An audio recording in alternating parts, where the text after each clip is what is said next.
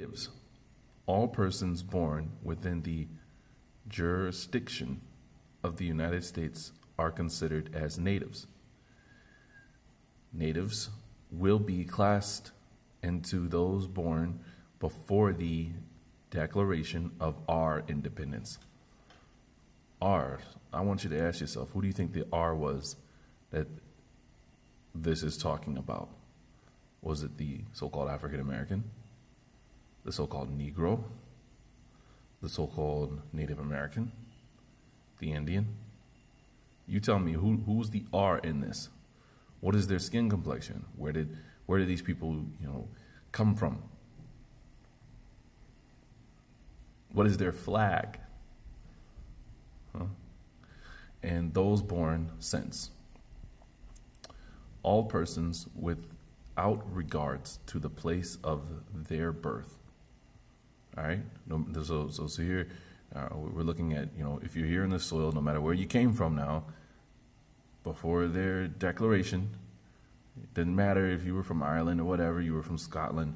It seems like once they put this together, if you were from those places and you hold this ideology of this Declaration of Independence, this is for you, who were born before the Declaration of Independence, who were in the country at the time it was made. Now that's funny, because wow, in who yielded a deliberate assent to it, either expressed or implied. Now that's interesting, because look, implied, right? You and I are out at I don't like Starbucks, but let's say we're out at Starbucks, right?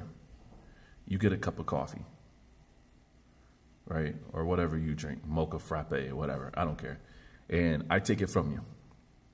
You don't argue that it's your cup. You don't say, hey, give me back my cup, Mr. Smith. And you just let me keep it.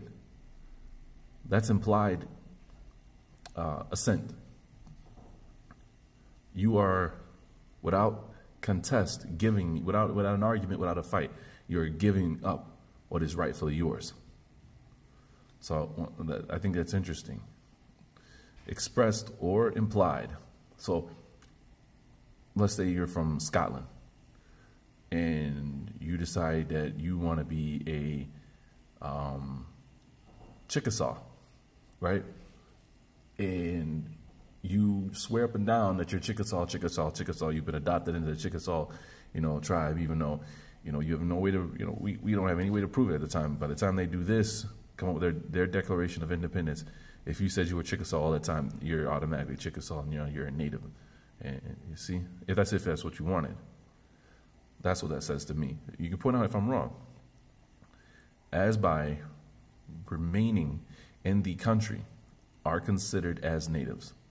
Those persons who were, so I'm trying to get more information out of some Western Indians, because they seem to be more willing to talk and teach you stuff that they know.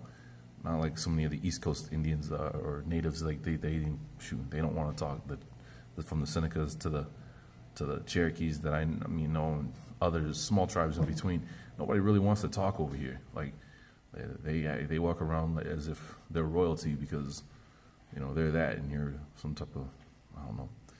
But they were telling me that that the Native Americans have a history of fighting against Ottomans, and I told them, hey, if you want to tell me more, I'm all ears. But they said that they have to speak to their elders before they can pass all that information. So yada yada yada. But let's just say the Ottoman, that was if there was a war between Native Americans and Ottomans, the Ottoman joins into their tribes, or they marry their women, take them as booty and marry them or whatever. Now that Ottoman, even though she's from Turkey, she now, before this is done, she can claim that she's Native American. And,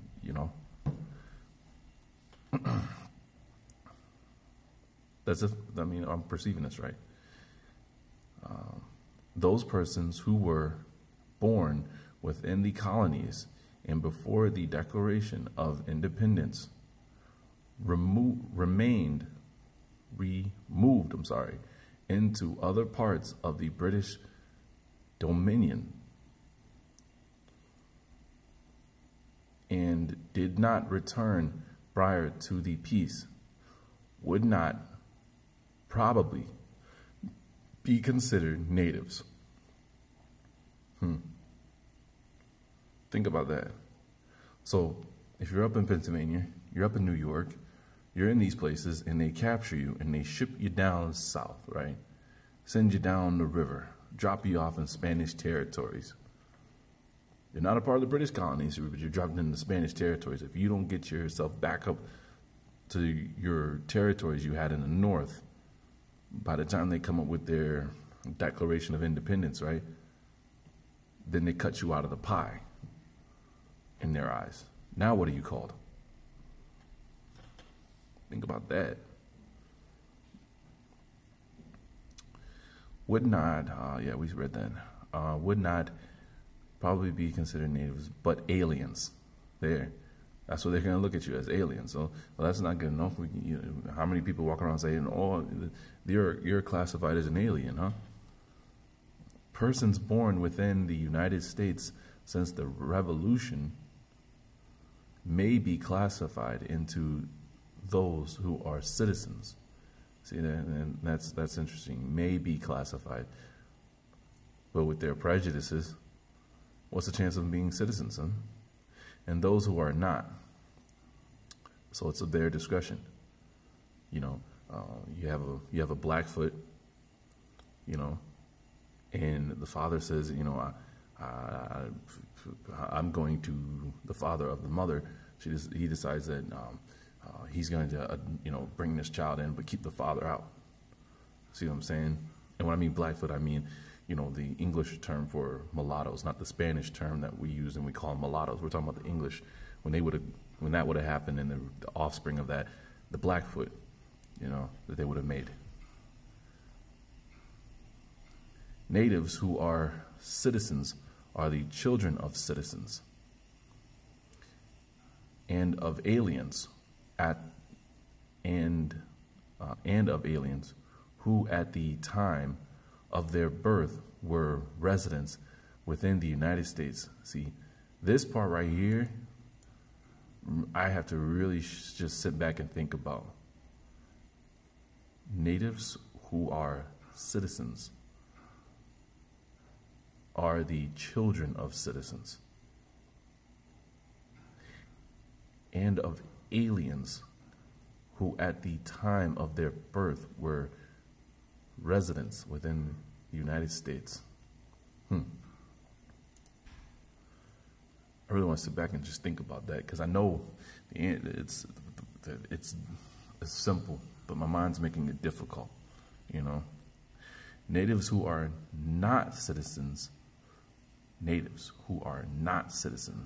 are first the children of ambassadors or other foreign ministers who, although born here, are subjects or citizens of the government of their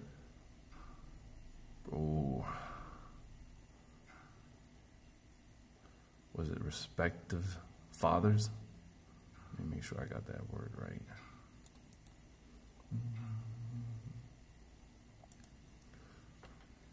I ain't embarrassed. Respective. Yeah, I'm making sure. Respective fathers. Secondly, Indians in general are not citizens.